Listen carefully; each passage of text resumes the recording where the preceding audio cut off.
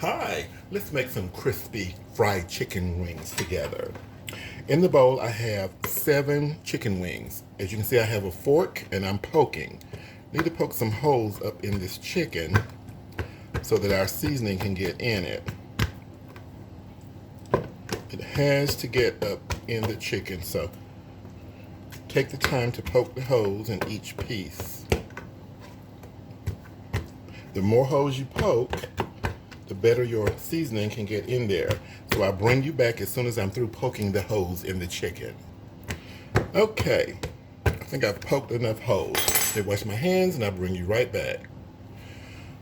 All right, we're gonna put on 3 tablespoons of soy sauce. This recipe in the ingredients works up for 1 pound of chicken. Okay, I'm putting on some black pepper. Put as much as you like. I'm not a fan of black pepper, so I'm not going to use a lot in my particular recipe. Okay? Now, the chicken has to be massaged for a couple of minutes, maybe 3-4 minutes. And the chicken needs to rest with the black pepper and then the soy sauce for at least 2 hours. I would go as long as 3, maybe 4 if possible. Overnight is no problem with that. If you really want some delicious, crispy fried chicken. This is Chinese style fried chicken. So massage it well. You want that soy sauce and black pepper to get all up in this chicken. So I am going to allow this to chill for 2 hours and we will come back and cook. Okay, our chicken has been resting for 2 hours. Now we must make a batter, and that begins with 1 full cup of cornstarch, a half cup of all-purpose or self-rising flour, 2 teaspoons of chicken-flavored bouillon, and 1/4 teaspoon of salt, depending on your taste. A half teaspoon won't hurt. So we're just going to mix this very well, whisking.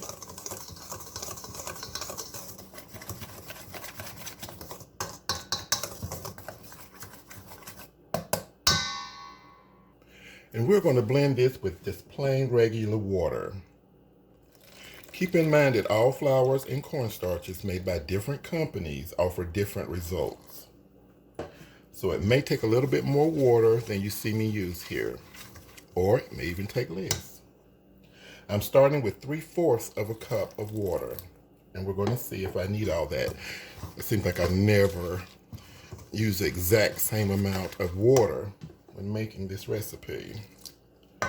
So that's the full 3/4 of a cup of water there. We don't want our batter too thick or too runny. It has to be in between those measurements, and I'm going to need more water. Now I have filled a half cup of water.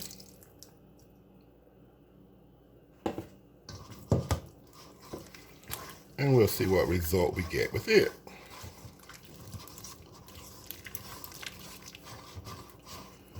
And I poured in about 3 tablespoons of that half cup. And I think it's going to be enough. Yep. So I used 3/4 of a cup and 3 tablespoons of water for my flour. I'll show you the consistency as soon as I stir it up. Have to mix all that flour and cornstarch together. Very well, very smooth and silky like, and there's still some in my whisk.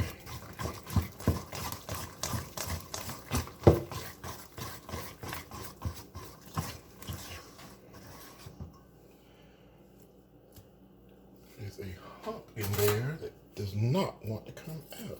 Okay, finally.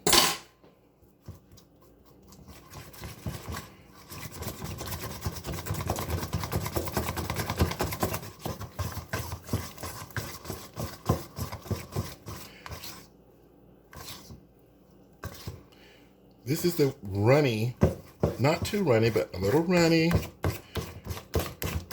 Is the consistency that we want here for this batter. This is good.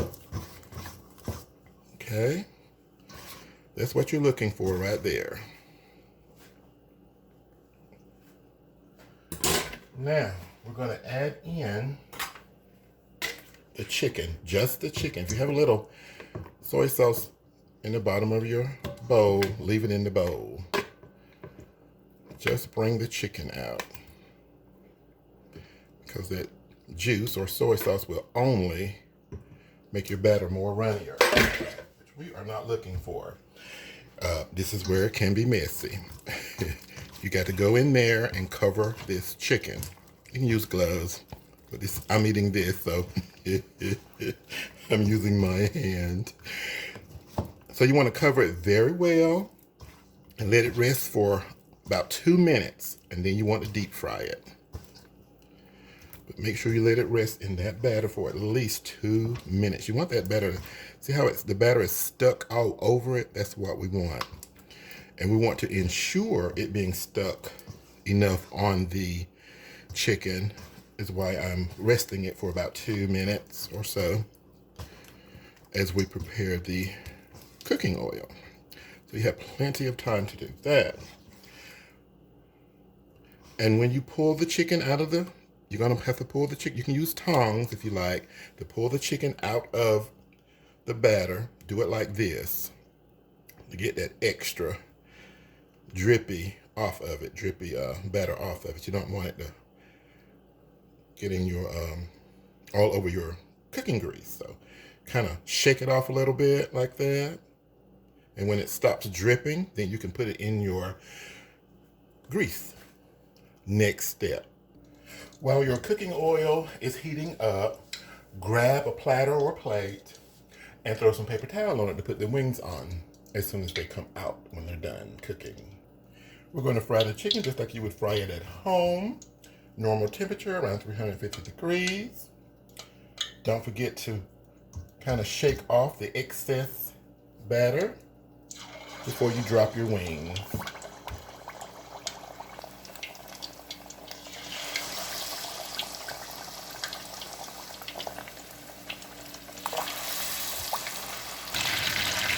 Keep in mind that the bigger your chicken is, the longer it will take to cook. I have very small wings here, so mine are only going to cook about 4.5 minutes on each side, if that long, for the first fry.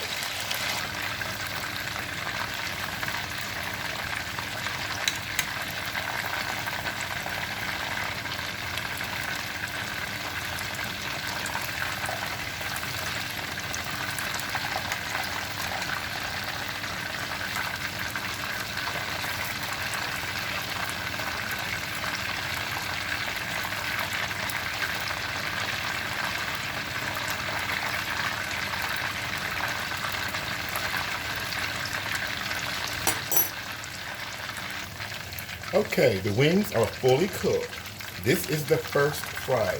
They are delicious and crunchy, crispy, but I want them even more crispier. So I'm going to do a second fry. I'm going to take all the wings out, put them on paper towel, let them rest for 1 minute. And then I'm going to fry them one more time. That is the second fry. Now we're going to rest for 1 minute. I'm going to turn the oil, cooking oil, down to low. Now I'm bringing the temperature back up to medium high, the cooking oil. Getting it ready for the second fry. Now we're putting the chicken back in.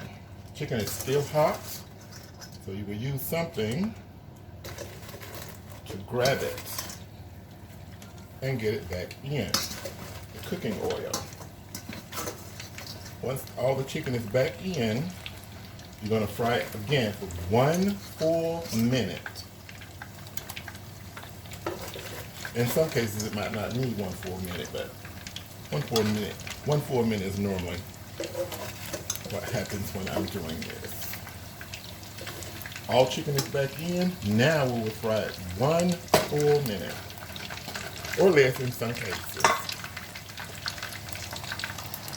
Okay, heat off, and we are removing our crispy fried chicken wings. That's it. That second fry is everything. It makes it the crispiest chicken you could have. Thank you so much for watching. Enjoy.